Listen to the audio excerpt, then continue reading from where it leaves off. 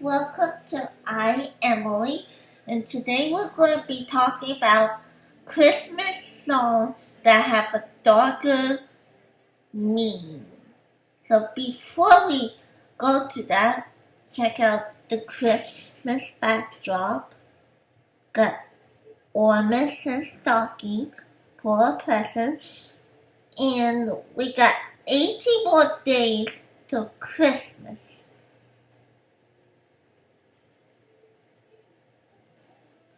And we got 18 more days to Christmas. So we got 7 for more than 2 weeks to Christmas.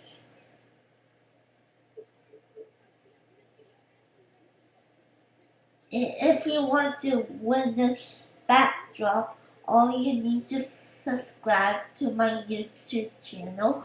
Anyway, let's get started. The first one is White Christmas by Bing Crosby. So White Christmas was written partly in the memory of the songwriter's late son. White Christmas holds the surprising record of being the world best-selling single first released by Bing Crosby only a few weeks after the attack of Pearl Harbor in 1942. The song was written by Irving Berlin for a Broadway musical that was never made, but managed to find a way to the Fred Astaire, and Bing Crosby holiday movie Holiday Inn in its spiritual successor White Christmas. I love Bing Crosby's White Christmas, and I also like the Drifters' White Christmas. It's funky. It's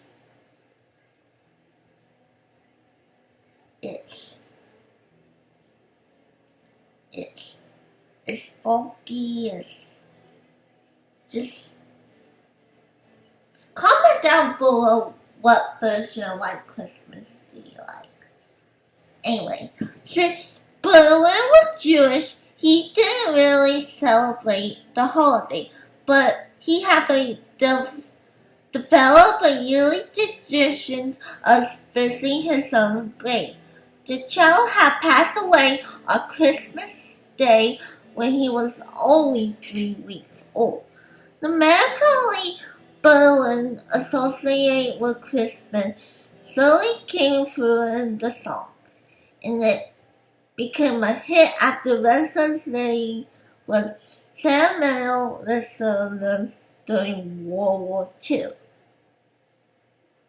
Continuing the dark history of the song, the playing of White Christmas over the radio also served as a code for American soldiers to evacuate Saigon during the Vietnam War.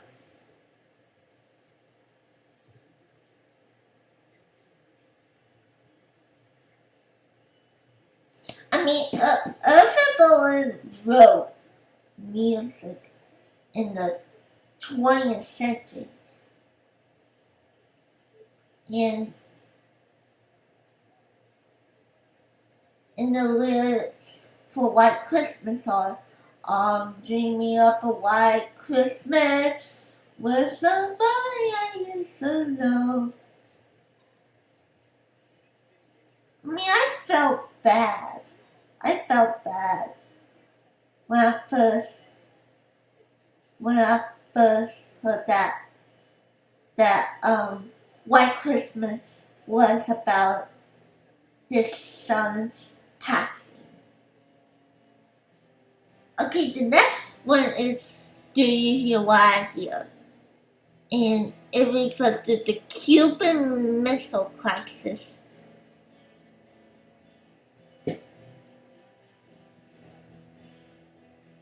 DIY here have been covered by many artists, including Carrie Underwood and Whitney Houston. The lyrics describe the lamb pointing out a star to a shepherd boy, who then tells the king to bring silver or gold to a special child. It sounds like a sweet, not overly religious tune, and they for repeat verse is a classic holiday selection for choirs. What many people don't know, however, is that the star with the tail as big as a kite actually refers to missile. The song was written in 1962 by Gloria Shane Baker and Noel Virginie, both terrified of being blown up as the Cuban Missile Crisis went down. The line at the end urged listeners to pray for peace, people everywhere, and was the songwriters to the tense situation. I mean, that's sad. I mean, when you hear the song, it sounds happy and it's a religious tune. But if you really go deep down inside, it's like, it's just sad.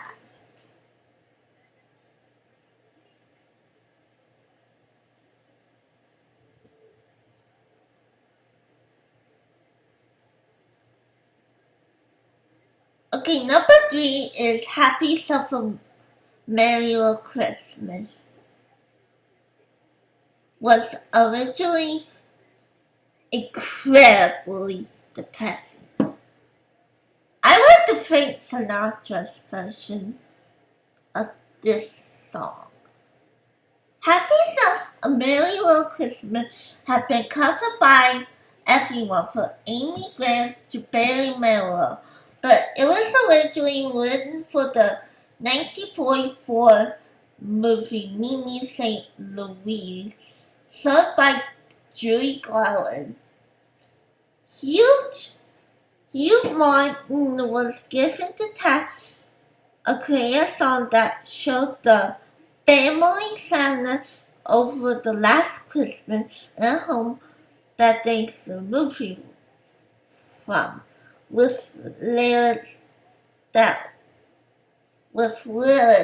like Have Yourself a Merry Little Christmas and made me laugh. Martin did such a good job of writing a melancholy tune that Garland complained it was just too depressing. The lyrics would change, but one of the last song's last lines heard the film. From now on, we had the models somehow was later altered to hand shine star upon the highest bough. That was the request of Frank Sinatra, who thought the song was too dark. Despite the fact his more jolly version had turned the song to a holiday classic. Most people that is the song's melancholy undertone that they really relate to. So I seen the movie scene where Judy Garland sings it and to the little kid. Judy Garland has this cool voice, but you can see the little child crying.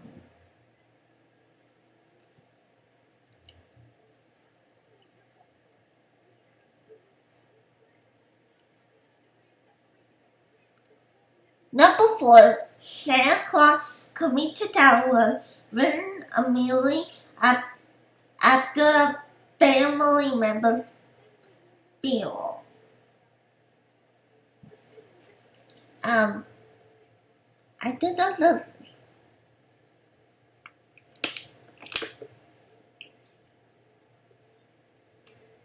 In 1934, songwriter Haven Gillespie was asked by his publisher to write a Christmas song for children. Having gone to the meeting directly from his brother Erwin's funeral, Gillespie had no interest in the project. Somehow, he was taught to and began writing the song on his train ride home, thinking all the pleasant memories with his brother during the holidays. Gillespie wrote Santa Claus Coming to Town. The song was later by A. Kingner and became a huge hit, inspired by filmmaker covers and classic stop-motion animated film. Gillespie, however, never liked the song, since it reminded him of his brother. I mean, it's such a happy song.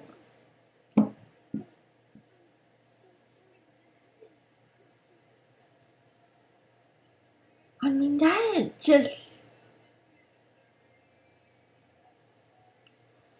just mind-blowing for me. I mean, I like the Jackson 5's cover of Santa Claus Coming to Town. Okay, number 5 is Cavalier Carol. Is about children being brutally murdered by jealous king. Technically, Cavalier Carol is a Christmas song.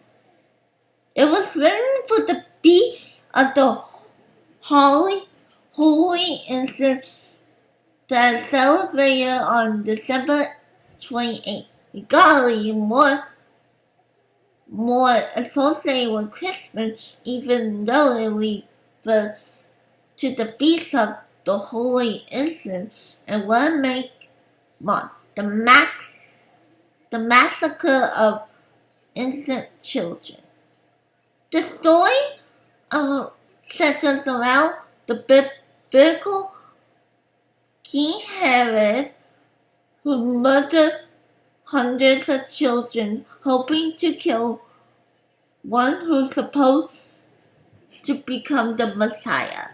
Italy had to take it from a play written sometime during the 16th century, but the actual origins are unknown. The haunting sound to sound like both a lullaby for dead children and the cries of the mother during the massacre. I mean, I never heard the song. I need to go listen to it this Christmas.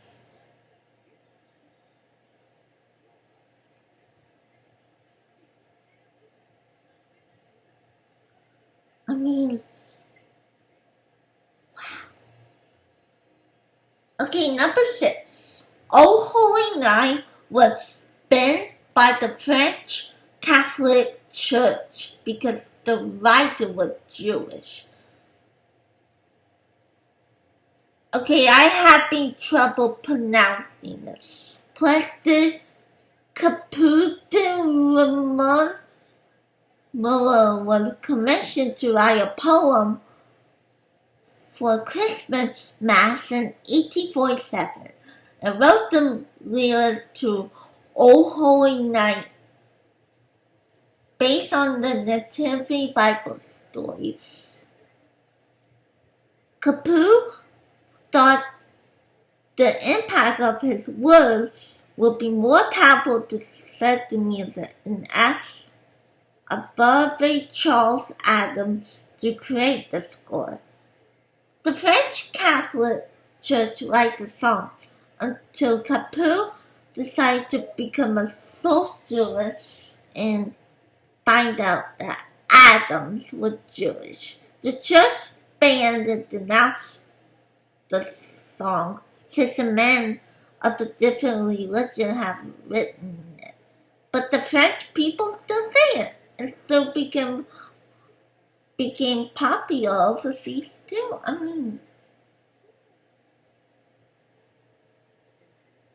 wow. I love the song. Oh, holy night, the star. I can't sing it because of copyright infringement. Okay, number 7, Hark the Herald Angels Sing was changed multiple times against songwriters' wishes. So, Hark the Herald Angels Sing is a classic carol, but it's also the twisted hybrid of several men putting their own touches on it without asking the approval from the guy before. The original lyrics were created as a poem in 1799 by Charles Wesley, but since they were written in old-timey English, it contains all phrases like welcome rings, and infant named George Whitefield decided to change the lyrics without permission. Wesley was upset, but the poem became more popular after Whitefield's suggestion of the new lifestyle. In 1855, after both men passed on, an organ named William Cummings set the Wesley/Whitefield poem to music composed by Felix Mendelssohn. Mendelssohn had always insisted that his work was never used to be for religious purposes, but since he was dead too, he didn't get rid of anything. The classic was born. All dreamers turned their grave. So, it's just like several men putting their own touches. First there was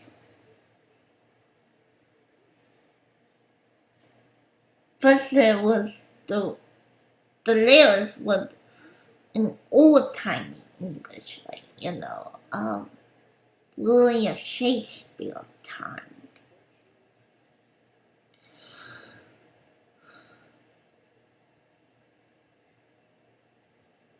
Number 8, I saw 3 ships. I saw 2 ships come sailing on I saw 2 ships come sailing on in the morning.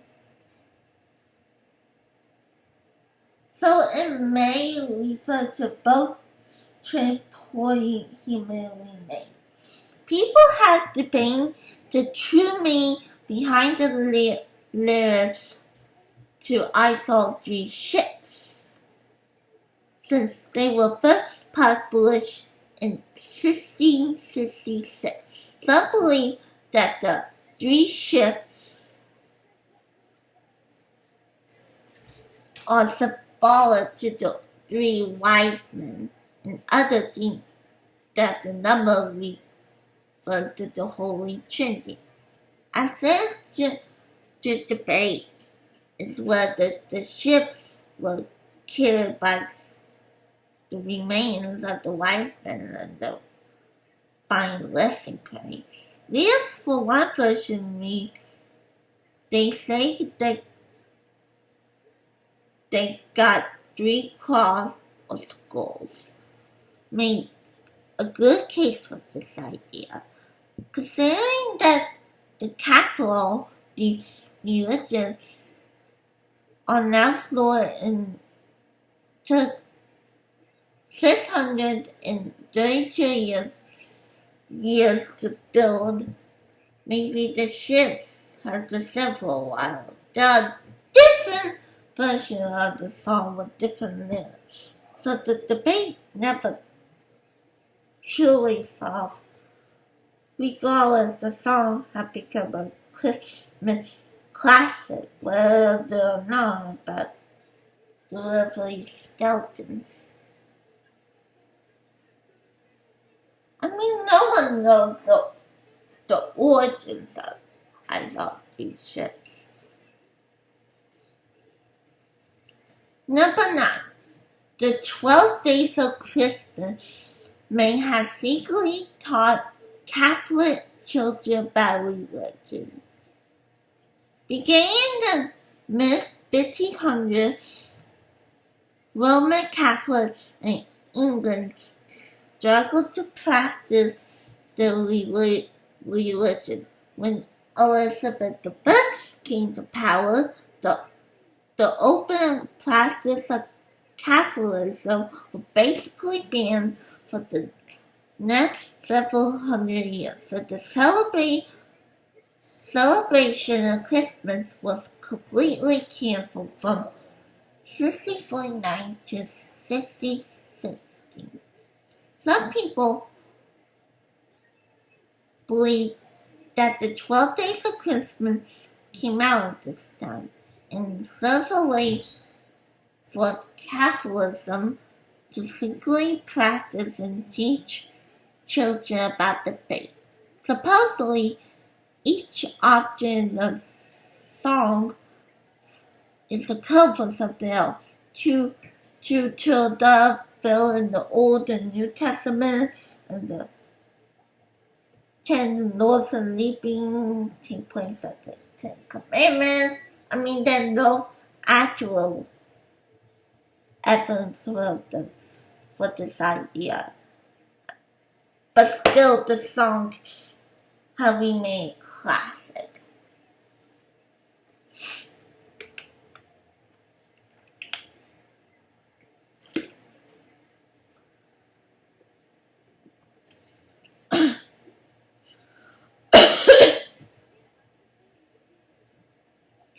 Excuse me. Number 10.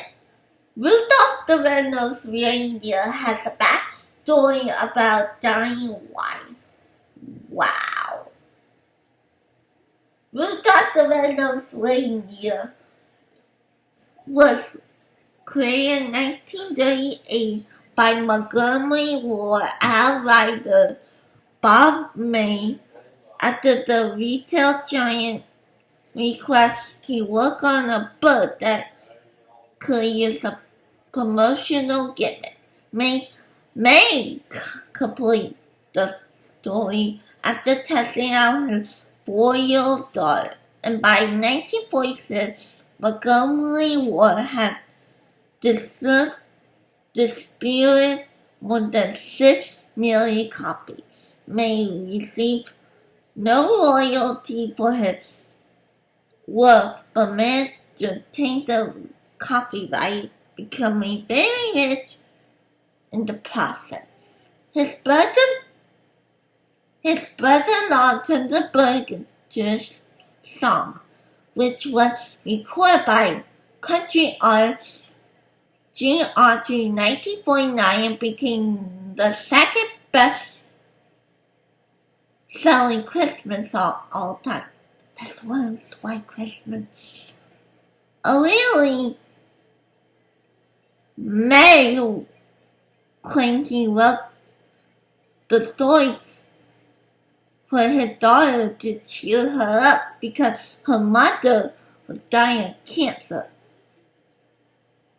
I mean, that's not quite true, although May May's wife was sick with cancer, did pass away. Eventually passed away. The song was written purely for money. I mean, that's just, wow. Just,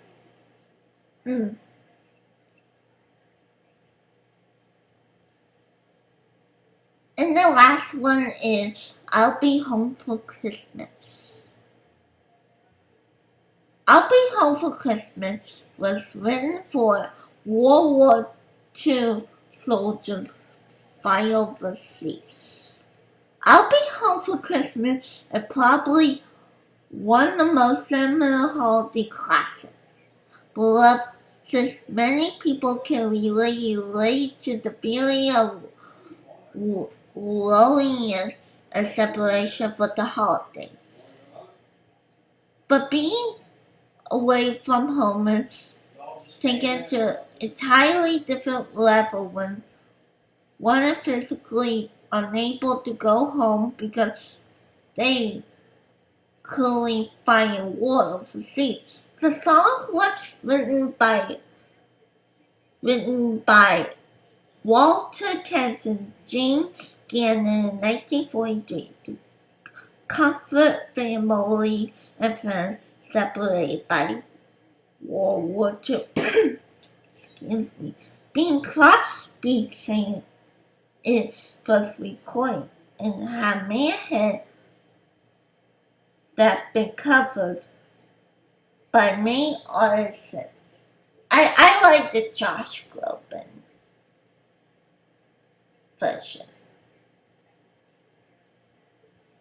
Comment down below what's your favorite version of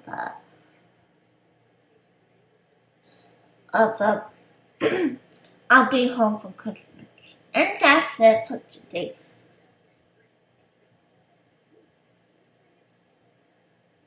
And that's it for today. I hope you're having a good Christmas. And go follow me on Facebook and Instagram. And subscribe to me on YouTube. And I'll see you later. Bye.